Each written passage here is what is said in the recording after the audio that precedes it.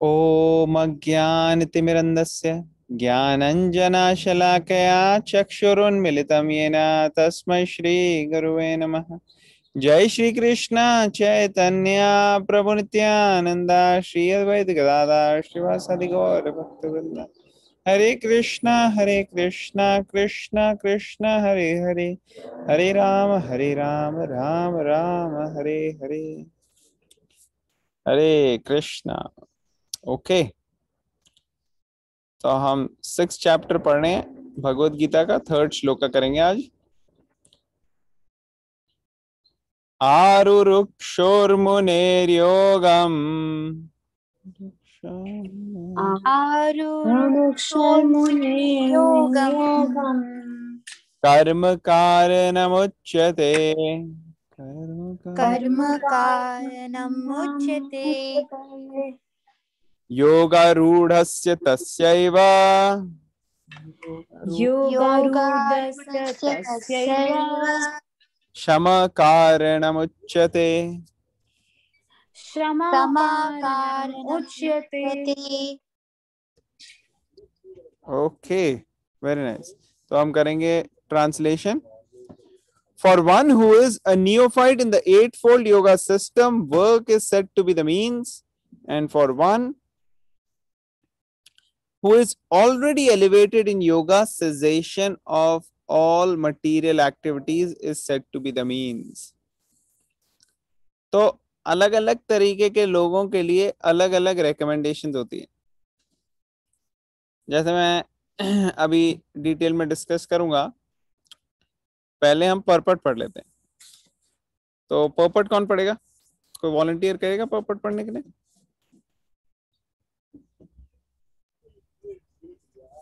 मैं करूँगी। हाँ पढ़िए। ट्रांसलेशन भी? हाँ ट्रांसलेशन एक बारी और पढ़ लो। Translation: For one who is a neophyte in the eightfold yoga system, work is said to be the means, and for one who is already elevated in yoga, cessation of all material activities is said to be the means. Purport: the process of linking oneself with the Supreme is called yoga. It may be compared to a ladder for attaining the topmost spiritual realization. This ladder begins from the lowest material condition of the living entity and rises up to the perfect self-realization in pure spiritual life. According to various elevations, different parts of the ladder are known by different names. But all in all, the complete ladder is called yoga and may be divided into 3 parts, namely Jnana Yoga, Dhyana Yoga, and Bhakti Yoga. The beginning of the ladder is called the Yoga Rukshu stage, and the highest rung is called Yoga Ruddha. Concerning the Eightfold Yoga system, attempts in the beginning to enter into meditation through regulative principles of life and practice of different sitting postures, which are more or less bodily exercises, are considered fruitive material activities. All such activities lead to achieving perfect mental equilibrium to control the senses. When one is accomplished in the practice of meditation, he ceases all disturbing mental activities. A Krishna conscious person, however, is situated from the beginning on the platform of meditation because he always thinks of Krishna. And being constantly engaged in the service of Krishna, he is considered to have ceased all material activities. Hare Krishna.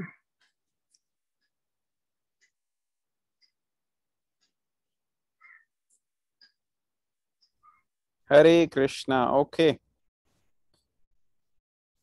तो यहाँ पे बात हो रही है एक नए व्यक्ति की जो 8-fold योगा सिस्टम में आया है और एक जो ऑलरेडी लेटर स्टेजेस में। जैसे लैडर का क्या मतलब होता है, सीढ़ी का क्या मतलब होता है? सीढ़ी जिसमें अलग अलग स्टेप्स होते हैं, राइट? 1, दूसरा, तीसरा। अगर मान लो कोई 10 स्टेप की सीढ़ी है, तो उसमें जो फर्स्ट स्टेप में है उसको कहते हैं भाई 3rd स्टेप में आ जा, या 2nd में आ जा और फिर 3rd में आ जा। लेकिन जो 5वें पे है या 6ठे पे है उसको नहीं बोलते कि तुम 3rd पे आ जाओ। अगर ऊपर जाना है डायरेक्शन में तो उसको बोलते हैं 5वें से 6ठे पे आ, 7वें पे आ। होता है कि नहीं होता ऐसे? हाँ जी। तो हालांकि दोनों सीढ़ी पे ही हैं जो भी व्यक्ति हैं, लेकिन एक को कह रहे हैं तुम तीसरी पे आ जाओ, दूसरे को कह रहे हैं तुम छठी पे आ जाओ, और तीसरी पे मत जाओ। तो ये क्या है? तो इसी तरीके से यहाँ बता रहे हैं कि अलग अलग लोगों के लिए अलग अलग रिकमेंडेशन है। कहते हैं ना, there are different strokes for different folks. अलग अलग लोगों के लिए अलग अलग रिकमेंडेशन, अलग अलग बीमारी के लिए अलग इलाज होता है। किसी बीमारी में बोलते हैं कि आप ये ऐसे ऐसी चीजें खाओ, किसी में बोलते हैं नहीं नहीं ये सब चीजें अवॉइड करो आप। तो लोग कंफ्यूज हो जाते हैं क्योंकि वो प्रॉपर गाइडेंस नहीं ले रहे। जो प्रॉपर गाइडेंस लेते हैं वो बचे रहते हैं। इसलिए स्पिरिचुअल लाइफ ऐसे नहीं कि सबके लिए एक जैसी है। स्पिरिचुअल लाइफ मींस तद्विधि प्रणिपातेना, कि आप अप्रोच करो एक रियलाइज पर्सन को और उनसे सीखो आपके लिए क्या बेनिफिशियल। बीमारी हुई है, आप डॉक्टर के पास जाओ, उससे पता करेगा आपको कि क्या डायग्नोसिस है, क्या आपके रिकमेंडेशन, तो उस हिसाब से चलना चाहिए। तो यहाँ पे बताया है कि जो नए हैं और जो नए इन द सेंस की जो लोअर स्टेजेस में है लैडर के, उनके लिए अलग रिकमेंडेशन है। क्या है उनके लिए, वो हम पढ़ते हैं, यहाँ पे लिखा हुआ है। बिगिनिंग ऑफ द लैडर जो है उसको क्या बोला गया, योग रुरुक्षु स्टेज।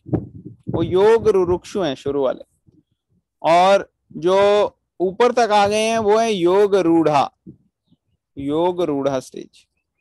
तो अभी अष्टांग योगा के लिए मैंने एक वो भेजा था, आप लोगों से किसी किसी ने देखा होगा, एक पिक्चर इमेज भेजी थी इसमें। यस मेरी यस। स्क्रीन दिख रही है सबको? yes. अभी स्क्रीन दिख रही है जिसमें मैंने निकाला है यम नियम आसन, वो सब दिख यस यस हाँ देखिए, जी। हाँ जी। रहा है? ओके।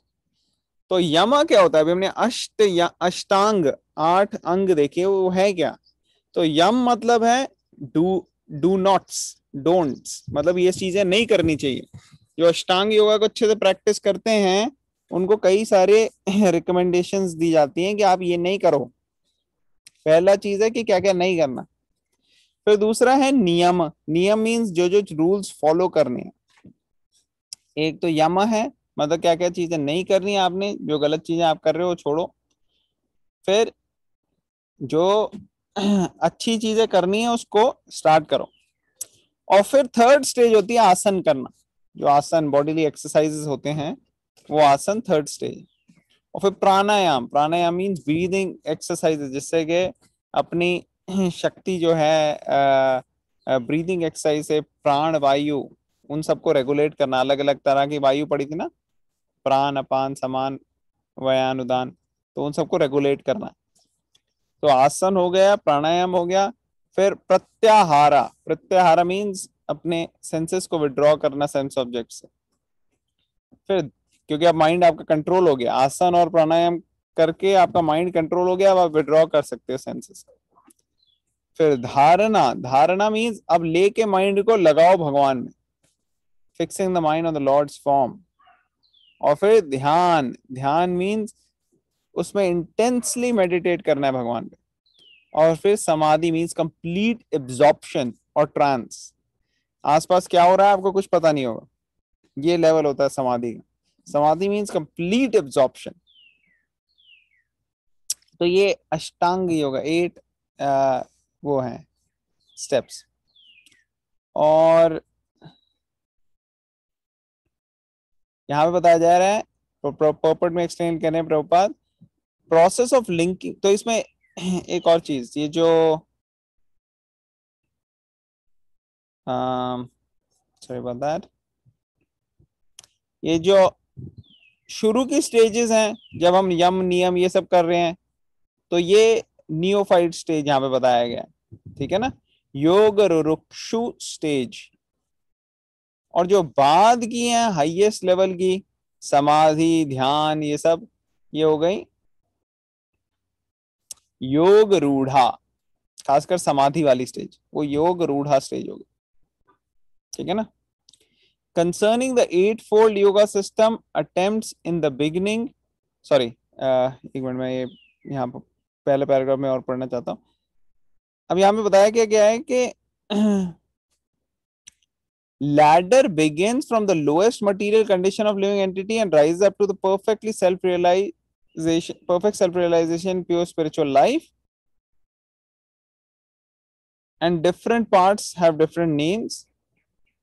और ये पूरी योगा लैडर है, ये भी अष्टांग योगा की है। एक दूसरा जो total yoga, different systems of yoga है, उसका योगा लैडर हम बाद में डिस्कस करेंगे। लेकिन यहाँ कहा जा रहा है all in all the complete ladder is called yoga and may be divided into 3 parts, ज्ञान, ध्यान और भक्ति। तो ये जो अलग अलग प्रोसेसेस है भक्ति के, ये हम कल डिस्कस करेंगे कि ये भी लैडर के फॉर्म में, ज्ञान योग, ध्यान योग, भक्ति योग, ये सब क्या है, ये लैडर की फॉर्म में हो रहे हैं एक्चुअली। तो ये हम डिस्कस करेंगे कल डिटेल में। The beginning of the ladder is the Yoga Rudukshu stage and the highest rung is called the Yoga Rudha stage. Concerning the eightfold yoga system, attempts in the beginning to enter into meditation through regulative principles of life and practice of different sitting postures are considered fruitive material activities. All such activities lead to achieving perfect mental equilibrium and control of senses. When one is accomplished in the practice of meditation, he ceases all disturbing mental activities.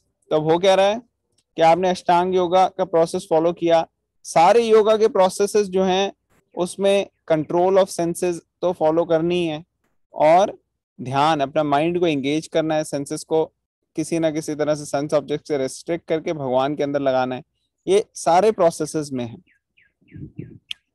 और इसमें क्या बताया गया है कि sitting postures का use किया जाता है, ब्रीदिंग एक्सरसाइज का यूज किया जाता है इस चीज को अचीव करने में। और जब माइंड कंट्रोल होता है तो फिर हम मेडिटेट कर सकते हैं सुप्रीम लॉर्ड में, जैसे उस लेटर में मैंने बताया था। और यहाँ पे बताया जा रहा है लास्ट पैराग्राफ में कि लेकिन कृष्णा कॉन्शियस व्यक्ति जो है उसके लिए जरूरी नहीं है कि वो ब्रीदिंग एक्सरसाइजेज और ये आसन वगैरह करे माइंड को कंट्रोल करने में, क्योंकि अगर सेंसेस और माइंड भगवान की सेवा में पूरी तरह से लगती हैं तो भगवान के ऊपर मेडिटेट करना, जो ये 5th 6th 7th 8th देख रहे हो आप यहाँ पे stages, withdrawing senses from sense objects, fixing mind of the Lord, intensified meditation of the Lord, complete absorption, ये सारी स्टेजेस नेचुरली होनी शुरू हो सकती हैं अगर हम इसको प्रैक्टिकली अप्लाई करें अपनी लाइफ में, कि भगवान की सेवा में लगना, ले अपने माइंड को, सेंसेस को भगवान के भक्ति योगा प्रोसेस के थ्रू अप्रोच करें। तो उस केस में सारा करने की जरूरत नहीं है, इवन दो ये सारे के सारे योगा के प्रोसेसेस जो हैं उनका क्या कहते हैं, हेल्प यही होगा कि आपका माइंड कंट्रोल हो जाएगा और भगवान के उसमें लगेगा। मगर किसी में आप वो बॉडीली एक्सरसाइजेस और ब्रीदिंग एक्सरसाइजेस का यूटिलाइज करोगे, किसी में आप भगवान की सेवा करके मंत्रा मेडिटेशन इनका यूज करोगे और भगवान की सेवा में लगोगे डायरेक्टली, किसी में आप अपने कर्म जो कर रहे हो उसी को यूज करके भगवान की तरफ बढ़ने की कोशिश करोगे। और सारे के सारे में फोकस यही है कि मेडिटेट करना है भगवान पे टोटली। अब ये प्रोसेस जो यहाँ पे बताया गया है ये थोड़ा मिस अंडरस्टूड हो जाता है, क्योंकि लोग सोचते हैं कि 5 मिनट हम सुबह योगा कर लेंगे, शाम को कर लेंगे तो ये ध्यान योगा हो गई या अष्टांग योगा हो गई। एक्चुअली अभी कृष्णा बताएंगे इसके लिए क्या क्या करना है। तो फिर वो सुन के तो अर्जुन ने भी बोला नहीं ये तो प्रैक्टिकल नहीं है मेरे लिए। तो जब अर्जुन के लिए वो प्रैक्टिकल नहीं है तो ऑब्वियसली आज तो कलयुग में और ज्यादा मुश्किल हो गया लोगों को प्रैक्टिस करना। तो हाउस होल्डर लोगों के लिए, घर में जो रह रहे हैं सिटीज में, बड़े बड़े उसमें काम कर रहे हैं, नौकरी कर रहे हैं, उनके लिए ये प्रोसेस जो है ये रिकमेंडेड एक्चुअली है नहीं, क्योंकि इसके लिए जंगल में जाना पड़ता है। भी वो देखेंगे। ऑलराइट, हम 4th श्लोका करेंगे आज। किसी का कोई क्वेश्चन है 3rd श्लोका में कि आगे बढ़े? हरे कृष्णा प्रभु जी। हरे कृष्णा प्रभु जी। ये यम और नियम के बारे में पूछना था कि is there a written set of yam and niyamas that needs to be followed? Yes Prabhu ji, यम और नियम, डूज एंड डोंट्स बड़े डिटेल में है। क्या क्या चीजें करनी है, क्या नहीं करनी, कैसी दिनचर्या होनी चाहिए, ये सब पूरा इसके लिए अलग अलग सेक्शंस है, तो वो भी हम डिस्कस करेंगे। लेकिन जिस जिस प्रोसेस को हम फॉलो करेंगे उस प्रोसेस में हम ज़्यादा फोकस करेंगे, ठीक है ना? ओके प्रभु। Okay, thank you. तो अब हम थैंक यू प्रभु जी। 4th श्लोका में चलते हैं। यदा हिनेन्द्रियार्थेषु यदा हि यदानीन्द्रियार्थेषु न कर्मष्व अनुषज्यते नाकर्मष्वनुषज्यते सर्वसंकल्प सन्यासी सर्वसंकल्पसन्न्यासी योगारूढ़स्तदोच्यते। योगारूढस्तदुच्यते। ओके, कौन पढ़ेगा ट्रांसलेशन इसका? May I read? हाँ, आप पढ़ो please. Translation. A person is said to be elevated in yoga when, having renounced all material desires, he neither acts for sense gratification nor engages in fruitive activities. Purport. एक second, When a एक second before we go forward, मैं एक point बताना भूल गया 3rd में। तो मैं ये बोल रहा था ना कि अर्ली स्टेजेस में अलग रिकमेंडेशन होती है, लेटर एडवांस स्टेजेस में अलग रिकमेंडेशन है। तो वो अलग रिकमेंडेशन क्या है कि जो नया नया व्यक्ति है, नियोफाइट व्यक्ति है, और वो स्टार्ट करता है, तो उसको कहते हैं आप कर्म में लगो, आप कर्म करो, आप कर्म को भगवान से जोड़ने के मूड से कर्म करो। और जैसे जैसे वो एडवांस स्टेजेस में आता है उसको कहते हैं कि अब आपको ध्यान भगवान में फोकस करना है, अब आपको मटेरियल एक्टिविटीज से अपने आप को डिटैच करना है। तो ये अर्जुन को इसलिए बताया जा रहा है क्योंकि अर्जुन जो है वो कंफ्यूज सिचुएशन में था, उसका समझ नहीं आ रहा था उसके लिए क्या सही है उस वक्त। तो अभी हम आगे डिस्कस करेंगे और पता लगेगा आपको, लेकिन I just wanted to highlight this, ठीक है ना? क्या मतलब होता है? हाँ, क्या चीज? सेसेशन का क्या मतलब होता है? सेसेशन मतलब बंद करना, cease, cessation. Okay, thank you. Thank you. क्योंकि शुरू शुरू में हम इतने स्पिरिचुअली एडवांस नहीं होते ना, तो हम जो कार्य कर रहे हैं उसको बंद करने से कोई लाभ होगा नहीं हमें, हमारा माइंड उधर ही जाएगा गलत चीजों में, अगर सही तरीके से उसको चैनलाइज नहीं किया जाएगा। और जब आप एडवांस हो जाते हैं, जब आप भगवान की सेवा में अपने आप को पूरी तरह से लगा रहे हो, फिर आपको मटेरियल चीजें करने की जरूरत नहीं, फिर आप स्पिरिचुअल उसमें। नियोफाइट मतलब? नियोफाइट मतलब नया नया व्यक्ति, जिस ज्यादा एक्सपीरियंस नहीं है, जिसको ज्यादा नॉलेज है नहीं, ज्ञान नहीं है करने के लिए, स्पिरिचुअली इतना एडवांस नहीं है वो व्यक्ति। ओके। जो नया नया है उसको कहते हैं आप कर्म ही करो और उसको भगवान की उसमें वो करो। और जो एडवांस हो गया है उसको बताते हैं कैसे धीरे धीरे धीरे धीरे अपने कर्म जो है मटेरियल लेवल पे हैं उनको स्पिरिचुअलाइज करके मटेरियल चीजों को छोड़ दो। जैसे कई चीजें आपकी स्पिरिचुअलाइज नहीं हो सकती वो, तो उनको हटा के अपनी लाइफ से ऐसी चीजें करनी है जो फोकस है।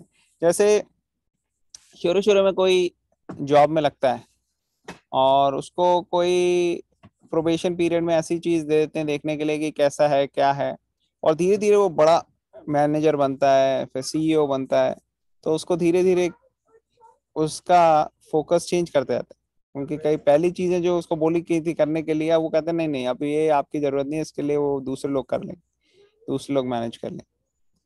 तो ऐसे धीरे धीरे एडवांस होता है व्यक्ति। समझ में आ रहा है?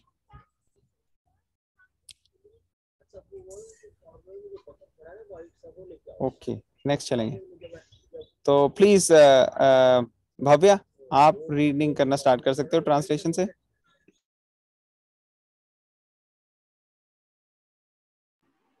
हाँ जी। Should I read translation again? हाँ, ट्रांसलेशन एक बार दोबारा पढ़ लो आप, फिर puppet. A person is said to be elevated in yoga when, having renounced all material desires, he neither acts for sense gratification nor engages in fruitive activities. Okay, Purport. एक second. तो यहाँ पे बता रहे हैं, पहले बताया ना कि किसको एडवांस के लिए क्या है और नियोफाइट के लिए क्या है, नए नए के लिए क्या है, लेस एक्सपीरियंस। तो आप बता रहे हैं कि एलिवेटेड कौन होता है, जिसके अंदर ये क्वालिटी आ गई है। renounced all material desires, he neither acts for sense gratification nor engages in fruitive activities। तो ये सिम्टम होगा पता करने का कि कौन एडवांस हो रहा है। Please continue. Purport. When a person is fully engaged in the transcendental loving service of the Lord, he is pleased in himself, and thus he is no longer engaged in sense gratification or in fruitive activities. Otherwise, one must be engaged in sense gratification, since one cannot live without engagement. Without Krishna consciousness, one must be always seeking self centered or extended selfish activities. But a Krishna conscious person can do everything for the satisfaction of Krishna and thereby be perfectly detached from sense gratification. One who has no such realization must mechanically try to escape material desires before being elevated to the top rung of the yoga ladder. Hare Krishna. Hare Krishna, thank you for reading. Okay, तो यहाँ पे क्या बताया जा रहा है, वही जो हमने अभी डिस्कस किया कि ऐसा व्यक्ति जो नियोफाइट है या जिसको ज्यादा क्या कहते हैं एक्सपीरियंस नहीं है स्पिरिचुअल रेल्म का, उनको अपनी एक्टिविटीज करते रहनी चाहिए और धीरे धीरे देखना चाहिए कि कैसे इन एक्टिविटीज को भगवान के साथ कनेक्ट कर सके, भगवान को अपनी लाइफ में कृष्णा को ऐड कैसे कर सके, ये पहली चीज। और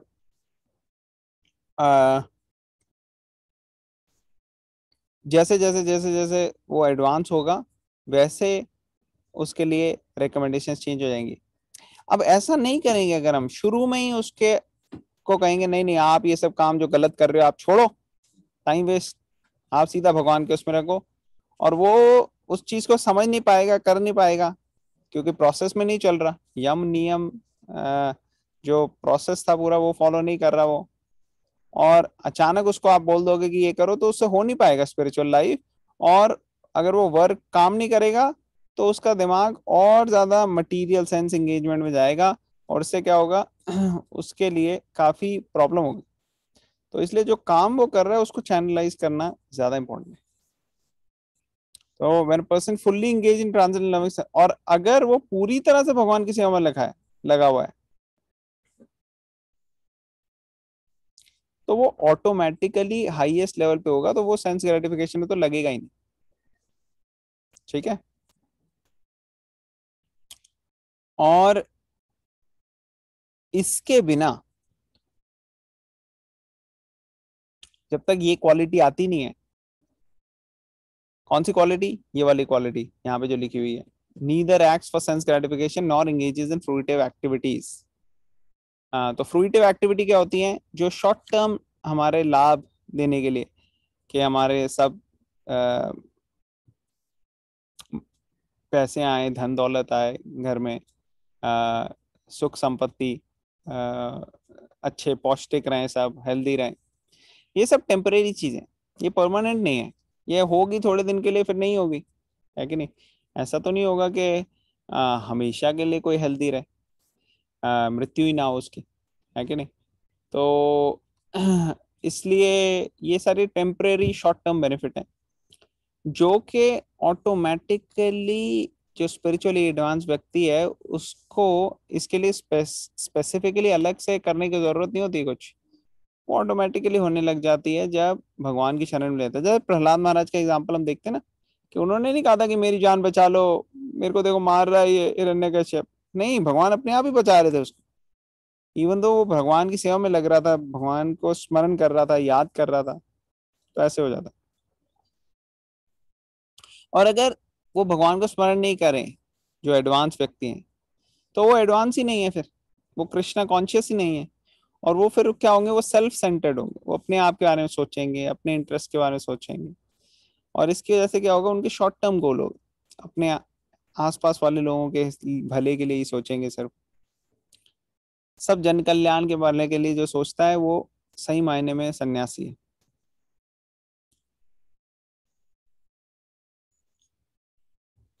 और ऐसा व्यक्ति कंप्लीटली डिटैच्ड भी रहता है, जो बहुत एडवांस व्यक्ति है और सेंस ग्रेटिफिकेशन इन चीज से डिटैच्ड रहता है और भगवान से अटैच रहता है।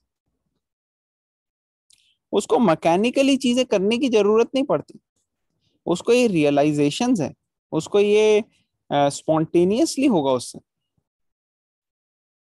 भगवान का मेडिटेशन। वो अगर कहीं बैठेगा आंख बंद करेगा तो उसको भगवान ही का मेडिटेशन होगा। अब हमारे लिए तो बड़ा मुश्किल हो जाता है। हम क्या करेंगे, अगर हमारे को कोई कहेगा कि चैंटिंग करो आप, तो हमारे चैंटिंग में एक एक मंत्र को ध्यान से सुनना है, ये रिकमेंडेशन है। लेकिन हम क्या करते हैं, हमारा दिमाग कभी चला जाएगा ऑफिस में, कभी चला जाएगा किसी दोस्त के घर में, कभी चला जाएगा बच्चों में, कभी चला जाएगा हमारी हेल्थ प्रॉब्लम्स में, कभी किसी और बीमारी में। तो इस वजह से क्या होता है, हम देख सकते हैं कि हमारी जो माइंड है, जो हमारी नेचर है, उसका भी इतना अट्रैक्शन हुआ नहीं भगवान की तरफ, इसीलिए चंचल है मन, भटक रहा है इधर उधर। ठीक है ना। यहाँ पे लास्ट लाइन लिखी है, one who has no such realization must mechanically try to escape material desires before being elevated to top. और जो व्यक्ति इस हमारी स्टेज पे है उसको मैकेनिकली क्या कहते हैं, कोशिश करनी पड़ती है कि वो एस्केप करे मटेरियल डिजायर्स। उससे अच्छा ये है कि ट्रांसफॉर्म करके इसको भगवान की सेवा में लगाओ। इसीलिए अष्टांग योगा बड़ा मुश्किल है आज के लेवल में प्रैक्टिस करने के लिए, क्योंकि अष्टांग योगा में आपको ये सारी चीजें मैकेनिकली करनी पड़ती हैं, और जो लोग ये प्रैक्टिस करते हैं वो ज्यादा दूर लास्ट नहीं कर पाते। और वही अगर हम देखते हैं भक्ति योगा, तो भक्ति योगा जो है वो बड़े प्रैक्टिकल है। भक्ति योगा मीन्स जो भी आप कर रहे हो वो आप भगवान की सेवा के लिए कर रहे हो। ऐसा नहीं भक्ति योगा में इंसान निष्क्रिय हो जाता है, कार्य नहीं करता, वो भी कार्य करता है। कर्म योगी, अष्टांग योगी, ये सबसे ज्यादा ही कार्य करता है भक्ति योगी। लेकिन फर्क क्या है कि उसकी अट्रैक्शन अब भगवान है। उसकी अट्रैक्शन ये नहीं है कि मुझे ये पर्टिकुलर कर्म करना में मजा आता है इसलिए मैं करूंगा, नहीं, उसकी अट्रैक्शन है भगवान, और वो भगवान को सेंटर बना के देखता है कि ये सारे कार्य करने चाहिए मुझे, भगवान की सेवा इससे अच्छी होगी, और फिर वो करता है। तो ये कर्म योगी होगी। इसीलिए भक्ति योगा जो है वो हाईएस्ट लेवल पे है योगा प्रोसेस के, योगा लैडर के। और जो बाकी हैं जैसे कर्म योगा में एक पर्टिकुलर कर्म की तरफ बड़ा अट्रैक्शन है इंसान का करने का। उसको ये अट्रैक्शन नहीं है कि भगवान की सेवा के लिए यूज करूं, नहीं, उसका ये मेरे को ये चीज बड़ी अच्छी लगती है करनी, तो आपको अच्छी लगती है आप करो, लेकिन आप इसको भगवान से जोड़ो, वो होता है कर्म योगा। और अष्टांग योगा जो है वो तो बड़ा मुश्किल हो जाता है आज के टाइम पे करने के लिए। आगे आगे भगवान इसके स्पेसिफिक डिटेल्स देंगे तो वो हम डिस्कस करेंगे क्या क्या है इसके। और जो ज्ञान योगा है वो नॉलेज एक्वायर करना है, और उसमें वो नॉलेज की तरफ उनका गोल हो जाता है, भगवान से हटके उनका हो जाता है कि उनको मजा आता है अलग अलग चीजें, शास्त्रों की, ये वाली नॉलेज नहीं कि इधर उधर साइंस की और पीएचडी की, वो वाली नॉलेज नहीं। ज्ञान योगा मीन्स आप शास्त्रों में से अलग अलग श्लोका निकाल के उनको डायसेक्ट करके उनसे थोड़ा साइकोलॉजिकल स्टिमुलस मिलता है, उनको किक मिलती है इन सबको करने से, डिस्कस करने से, तो वो उस माध्यम से भगवान की तरफ बढ़ने की कोशिश करते हैं। तो ये अलग अलग योगा प्रोसेस में और डिस्कस करेंगे हम कल। आज हम यहाँ पे स्टॉप करते हैं। किसी का कोई क्वेश्चन कमेंट या कोई पॉइंट है तो हो ले सकते हैं।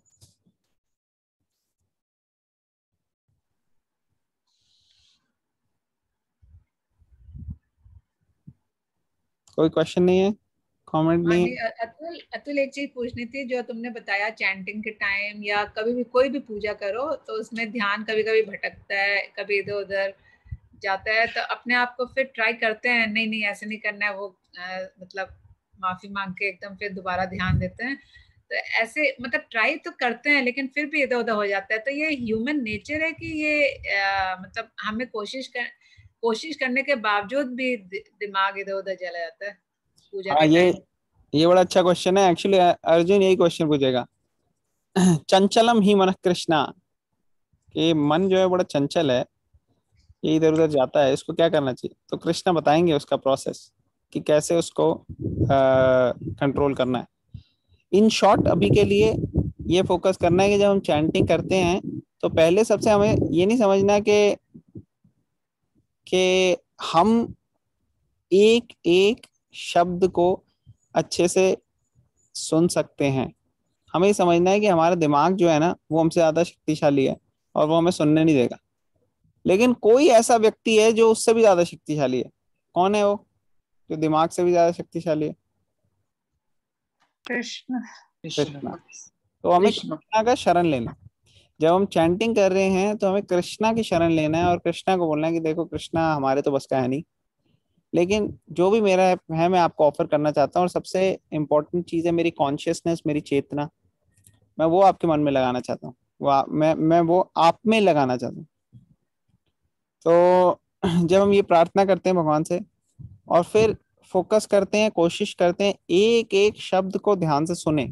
हरे कृष्णा कृष्ण कृष्ण हरे हरे, हरे राम राम राम हरे हरे। और ऐसे इंटेंसली एब्जॉर्ब करते हैं एक एक शब्द पे। और अब क्या हुआ, 3-4 बारी आपने बोला हरे कृष्णा कृष्ण कृष्ण हरे राम राम राम हरे हरे। तो 3-4-5 बारी आप मैक्सिमम सुन लोगे, फिर दिमाग कहीं और चला जाएगा। जैसे ही आपको पता लगा कहीं और दिमाग गया है, आपको bring it back and here again. आप फिर से उनको सुनो, हरे कृष्णा कृष्ण कृष्ण हरे हरे हरे। और आप भगवान से उस एक भगवान को प्रणाम करके कहो कि मेरी मदद करो भगवान, मैं अकेला नहीं, ये एक फाइट है, ये युद्ध है, मन से युद्ध करना। तो कई लोग सोचते हैं अरे बैठ के बस माला पकड़ के कर रहे हैं, क्या है, बेकार है। बेकार उन लोगों के लिए जो सिर्फ दिखावा कर रहे हैं, लेकिन जो सही मायने में अपनी मन से फाइट कर रहा है वो व्यक्ति के लिए ये सही में बेनिफिशियल है। जो लोग इसको सीरियसली समझते हैं वो इस का बेनिफिट उठाते हैं, क्योंकि एक meditation means complete absorption on something. और इस केस में आप कंप्लीटली एब्जॉर्ब कर रहे हो साउंड वाइब्रेशंस में। और जब आप कंप्लीटली साउंड वाइब्रेशंस पे एब्जॉर्ब करते हो तो वो बहुत पावरफुल होती है आपकी माइंड, इंटेलिजेंस, इंटेलेक्ट, सबके लिए। और सबसे बड़ी बात, सोल के लिए। तो आप एक एक वर्ड इंटेंसली सुनो, हरे कृष्ण कृष्ण कृष्ण हरे राम राम राम हरे हरे। तो आपको इसकी शक्ति का पता लगेगा कि ये मंत्र कितना पावरफुल है। अदरवाइज तो लोगों को पता नहीं लगेगा। बहुत कम बेनिफिट होगा अगर कोई कैजुअली चैंट करता है। बेनिफिट तो तब भी होगा, ये इतना पावरफुल है। जैसे आग है, आग इतनी शक्तिशाली होती है, आपको पता हो ना पता हो, अगर आग में हाथ डालोगे तो जलाएगी जलाएगी। उसी तरह से ये मंत्र जो है ये एक्ट करेगा ही करेगा जैसे जैसे आप इसको चैंट करोगे। लेकिन अगर आप इसमें एब्जॉर्ब होते हो तो आपको मैक्सिमम बेनिफिट मिलेगा, क्विक बेनिफिट मिलेगा। और विद इन 3 months आप 15 मिनट चैंट करो रोज। 3 महीने के अंदर आप देखना कि आपकी कॉन्शियसनेस 3 महीने पहले कैसी थी और अभी कैसी है। तो लेकिन फाइट करनी है हर वो 15 मिनट के लिए। ऐसे नहीं कि साथ साथ फोन देख रहे हैं, साथ साथ टीवी देख रहे हैं, साथ साथ इधर उधर दिमाग जा रहा है और उसमें हम खुश हो रहे हैं कि चल भाई 15 मिनट हो गया अब रख दिया। उसमें बहुत कम बेनिफिट होगा, इतना सिग्निफिकेंट आपको बेनिफिट नोटिसेबल शायद ना हो। लेकिन अगर आप फोकस करोगे, एब्जॉर्ब करोगे सिर्फ 15 से 20 मिनट, आप देखोगे क्या आपको उसमें पावर आएगी। ठीक है, तो ये रिकमेंडेशन है। ऑलराइट, हाँ जी, thank you. Thank you. Okay, और किसी का कोई क्वेश्चन, कमेंट, कोई पॉइंट? ओके, तो फिर हम स्टार्ट करते हैं नेक्स्ट। अच्छा हाँ, रक्षिता माता जी, यस चल। प्रभु जी, कल हमने ना एक लेक्चर सुना था वैशेषिका हाँ, महाराज, करेक्ट तो करेक्ट। उन्होंने ना चैंटिंग के लिए बड़ा अच्छा पॉइंट बताया था। वो कह रहे थे कि आप 5 मिनट के लिए भी अगर आप अपनी किसी फैमिली मेंबर के साथ टाइम शेयर करो, है ना, उनसे कुछ बात कर रहे हो या वो आपसे कुछ कहना चाह रहे हैं, और आप अपने फोन में इधर उधर, घड़ी में इधर उधर देखने लग जाओ, तो आप देखोगे वो एग्जैक्टली 5 मिनट, थोड़ी देर ध्यान रखेंगे, फिर वो उसके बाद बोलेंगे कि सुन नहीं रहे, उधर सामने देख के देखो ना, यहाँ देख के बात करो, हम तुमसे बात कर रहे हैं, नहीं सुनना है क्या? तो कहते हैं आप इसी तरह से भी चैंटिंग करते हो। उनका कहने का मतलब था कि जब आप चैंट करते हो तो कृष्णा को बुलाते हो, और उन कृष्णा को बुलाने के बाद इधर उधर दिमाग चला जाता है। सो इट्स वेरी, मतलब ये बहुत रूड है किसी को बुलाना और उसके बाद उसी से बात नहीं करना। तो उनका कहने का ये मतलब था। हरे कृष्णा प्रभु जी। हरे कृष्णा, वेरी नाइस पॉइंट। जब हम भगवान का नाम लेते हैं तो भगवान पर्सनली हमारे साथ प्रेजेंट है, तो उनको जब वो पर्सनली प्रेजेंट है तो उनको वेलकम करने का मतलब है एक एक वर्ड को अच्छे से सुनना। अगर हम एक एक वर्ड को अच्छे से नहीं सुन रहे और हमारा दिमाग इधर उधर जा रहा है, तो इसका मतलब है कि हम तिरस्कार कर रहे हैं। भगवान साक्षात आ रहे हैं, प्रकट हो रहे हैं, लेकिन हम उनको रिसीव नहीं कर रहे, वेलकम नहीं कर रहे। तो ये जो है ये भी एक ऑफेंस है। लेकिन फिर भी ना भगवान का नाम लेने से बेटर है कि हम नाम लें, और सिर्फ नाम लेने से बेटर है कि नाम को लेके सुने एक एक वर्ड, अच्छे से वेलकम करें भगवान का, तो वो मैक्सिमम बेनिफिट होगा। ठीक है ना? Thank you for sharing. Okay, तो और कौन कौन शेयर करना चाह रहा है? यस, नीलू माता जी। हरे कृष्णा प्रभु जी, दंडवत प्रणाम। धन्यवाद प्रभु जी, आई वांटेड टू शेयर, वैसे जो सेकंड पार्ट है मंत्र का, तो जब हम बोलते हैं हरे कृष्ण कृष्ण कृष्ण हरे हरे, हरे राम राम राम हरे हरे, तो सेकंड पार्ट में राम का नाम आता है, तो मेरा ध्यान रामचंद्र जी के ऊपर जाता है। तो फर्स्ट पार्ट में कृष्णा और राम तो दोनों ही आ जाते हैं प्रभु जी इसमें। Wanted to share this. Thank you माता जी। यस, तो राम वर्ड जो हरे कृष्णा मंत्र में है, वो उसके कई सारे मीनिंग है एक्चुअली। उनका एक तो मतलब है Ramchandra, Lord Ramchandra, source of all pleasure होता है राम का मतलब। दूसरा राम है बलराम जी, बलराम जी भी विष्णु तत्व हैं एक्चुअली। और तीसरे हैं परशुराम जी, जो कि भगवान के एक और इनकारनेशन है, आप लोगों को पता है। और एक हैं राम साक्षात कृष्णा हिमसेल्फ, राधा रमन, वो भी राम के नाम से उनको ही बोला जाता है। तो ये सारे के सारे जो हैं ये बताया गया है कि ये एक्सेप्टेबल है।